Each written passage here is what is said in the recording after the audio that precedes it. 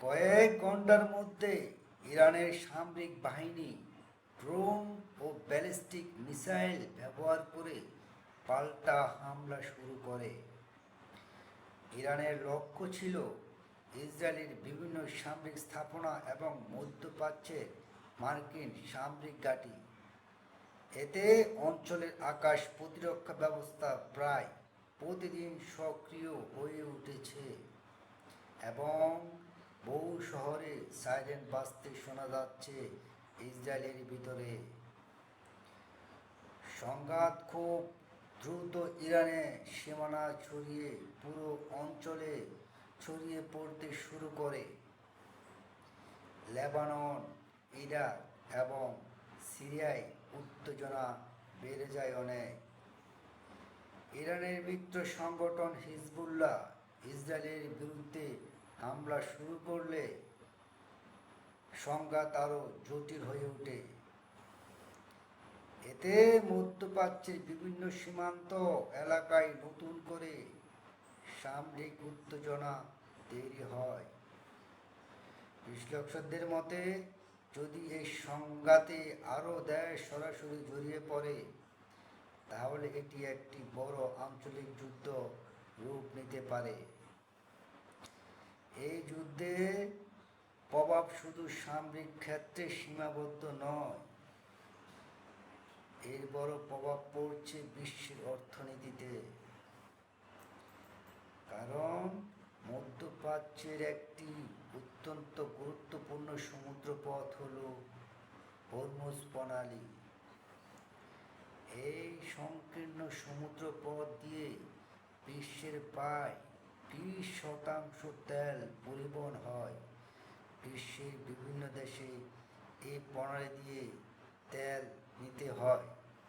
যদি এই পথ যুদ্ধের কারণে অচল হয়ে পড়ে বা ঝুঁকির মধ্যে পড়ে, তাহলে বিশ্বজুড়ে তেলের দাম দ্রুত বাড়তে পারে, জ্বালানি সংকট তৈরি হতে পারে এবং অনেক দেশের অর্থনীতিতে বড় চাপ তৈরি হতে পারে। বাংলাদেশের মতো জ্বালানি আমদানি নির্ভর দেশগুলোর জন্য এটি বিশেষভাবে উদ্বেগের বিষয়। যুদ্ধের সবচেয়ে ভয়াবহ দিক অবশ্যই মানবিক সংকট। ইরানের বিভিন্ন শহরে বিমান হামলার ফলে বহু মানুষ প্রাণ হারিয়েছে এবং হাজার হাজার মানুষ আহত হয়েছে। এখন পর্যন্ত বিভিন্ন অনলাইনে পত্রিকার মাধ্যমে জানা যায়, বিভিন্ন সোশ্যাল মিডিয়ার মাধ্যমে জানা যায় 1000-এর অধিক ইরানে সাধারণ মানুষ নিহত হয়েছে। অনেক পরিবার ঘর বাড়ি হারিয়ে আশ্রয়হীন হয়ে পড়েছে। বিভিন্ন আন্তর্জাতিক সংস্থা জানিয়েছে যে হাসপাতাল এবং স্বাস্থ্যকেন্দ্র হামলার শিকার হয়েছে। ফলে আহতদের চিকিৎসার ব্যবস্থা আরও কঠিন হয়ে পড়েছে। যুদ্ধ দীর্ঘস্থায়ী হলে এই মানবিক সংকট আরও ভয়াবহ আকার নিতে পারে।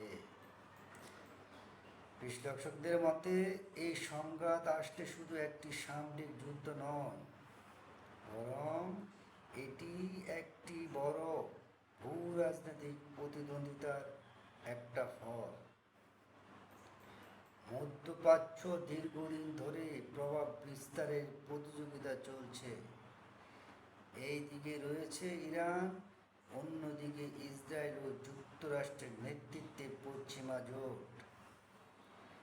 এই প্রতিদ্বন্দ্বিতা এখন এমন এক পর্যায়ে পৌঁছেছে যেখানে ছোট একটি সংঘর্ষ বড় আঞ্চলিক সংকটে পরিণত হতে পারে। এই পরিস্থিতিতে সবচেয়ে বড় একটা প্রশ্ন হচ্ছে, এই যুদ্ধ কি আরও বড় সংঘাতে রূপ নেবে? অনেক আন্তর্জাতিক বিশেষজ্ঞ মনে করেন, যদি বড় শক্তিগুলো সরাসরি এই যুদ্ধে জড়িয়ে পড়ে, তাহলে পরিস্থিতি দ্রুত নিয়ন্ত্রণের বাইরে চলে যেতে পারে। বিশেষ করে যদি বিশ্বের অন্য বড় শক্তিগুলো কৌশলগতভাবে এই সংঘাতের অবস্থান নেয়, তাহলে তো আন্তর্জাতিক রাজনীতিতে বড় উত্তেজনা তৈরি করতে পারে। তবে একই সঙ্গে অনেক কূটনৈতিক বিশেষজ্ঞ মনে করেন, বড় শক্তিগুলো এখনো পুরোপুরি বিস্তৃত যুদ্ধ চায় না। তারা চায় একটি শান্তি, একটি সমাধান। কারণ একটি বড় আঞ্চলিক যুদ্ধ মধ্যপ্রাচ্য ছাড়িয়ে বিশ্ব অর্থনীতি, জ্বালানি বাজার এবং আন্তর্জাতিক নিরাপত্তাকে গভীর সংকটে ফেলে দিতে পারে। তাই অনেক দেশে কূটনৈতিক সমাধানের পথ খুঁজছে, যদিও পরিস্থিতি এখনো অত্যন্ত উত্তেজনাপূর্ণ। সব মিলিয়ে ইরান যুদ্ধ এখন এমন এক সংকট যা শুধু মধ্যপ্রাচ্যের রাজনীতিকে নয়, বরং পুরো বিশ্বের নিরাপত্তা অর্থনীতিকে প্রভাবিত করতে পারে। পরিস্থিতি কোন দিকে যাবে তা এখনো পুরোপুরি স্পষ্ট নয়, কিন্তু এটা নিশ্চিত যে এই সংঘাতের প্রতিটি মুহূর্ত এখন বিশ্ব রাজনীতির কেন্দ্রবিন্দুতে রয়েছে। দর্শক, আপনার কি মনে হয়, এই যুদ্ধ কি দ্রুত কূটনৈতিক সমাধানের দিকে যাবে, নাকি মধ্যপ্রাচ্যের উত্তেজনা আরও বড় সংঘাতে রূপ নেবে? আপনার মতামত কমেন্টে জানাতে পারেন। আর আন্তর্জাতিক রাজনীতি এমন বিশ্লেষণ দেখতে চাইলে চ্যানেলটি সাবস্ক্রাইব করতে ভুলবেন না। আমরা চাই একটা শান্তি, একটা সমাধান। সবাই ভালো থাকবেন, সুস্থ থাকবেন। আল্লাহ হাফেজ।